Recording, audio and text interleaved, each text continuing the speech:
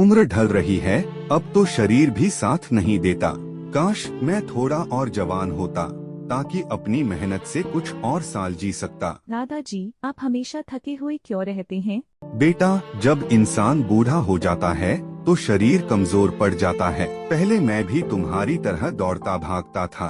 तभी एक संत वहाँ से गुजर रहे होते हैं और रामलाल को परेशान देखकर रुक जाते हैं। वत्स, तुम क्यों इतने चिंतित दिख रहे हो?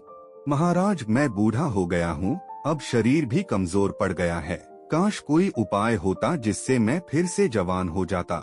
संत मुस्कुराते हैं और अपने झोले से एक फल निकालते हैं। यह लो, यह एक चमत्कारी फल है। अगर तुम इसे खाओगे तो तुम्हारी उम्र बढ़ जाएगी और शरीर फिर से बलशाली हो जाएगा। सचमुच महाराज, लेकिन याद रखना, इसका प्रयोग सिर्फ भलाई के लिए करना। लोभ में पड़कर इसे बेचना मत, नहीं तो यह अपना प्रभाव खो देगा। रामलाल खुशी खुशी फल ले लेता है और संत आगे बढ़ जाते हैं। रामलाल फल खाता है और देखते ही देखते वह जवान हो जाता है। गांव वाले यह देखकर चौंक जाते हैं। ये तो चमत्कार हो गया। हाँ रामलाल, तुम तो जवान हो गए। ये कैसे हुआ? रामलाल अपनी शक्ति का प्रदर्शन करता है।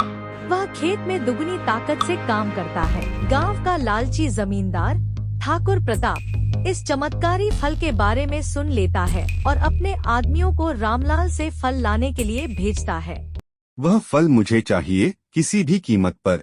रामलाल फल देने से मना कर देता है, लेकिन ठाकुर धोखे से रामलाल के घर से फल चुरा लेता है और खुद खा लेता है। जैसे ही ठाकुर फल खाता है, वह छोटा बच्चा बन जाता है। गांव वाले हंसने लगते हैं। देखो, लालच का नतीजा, ठाकुर अब बच्चा बन गया। संत वापस आते हैं और हंसते हुए कहते हैं, लोभ का नतीजा देख लिया। यह फल सिर्फ उन्हीं के लिए है जो निस्वार्थ भाव से इसका उपयोग करें। रामलाल को धीरे धीरे एहसास होता है कि उसकी जवानी एक भ्रम मात्र थी।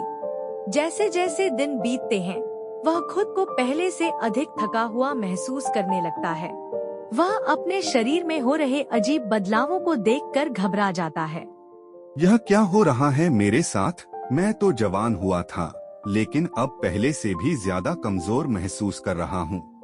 एक रात उसे एक सपना आता है जिसमें संत उसे चेतावनी देते हैं। रामलाल, तुमने सिर्फ शरीर को जवान किया था, लेकिन मनुष्य की असली ताकत उसकी आत्मा और कर्म में होती है। यदि तुमने अपनी शक्ति का सही उपयोग नहीं किया, तो यह तुम्हें वापस उसी स्थिति में पहुंचा देगी, या शायद इससे भी बुरा। रामलाल नींद से जागता है और खुद को पहले से भी अधिक बूढ़ा और कमजोर पाता है। गांव वाले उसे देखकर चौंक जाते हैं। यह क्या हुआ? रामलाल तो पहले से भी ज्यादा बूढ़ा लग रहा है। रामलाल समझ जाता है कि असली शक्ति शरीर में नहीं, बल्कि मन की सच्ची शक्ति में होती है।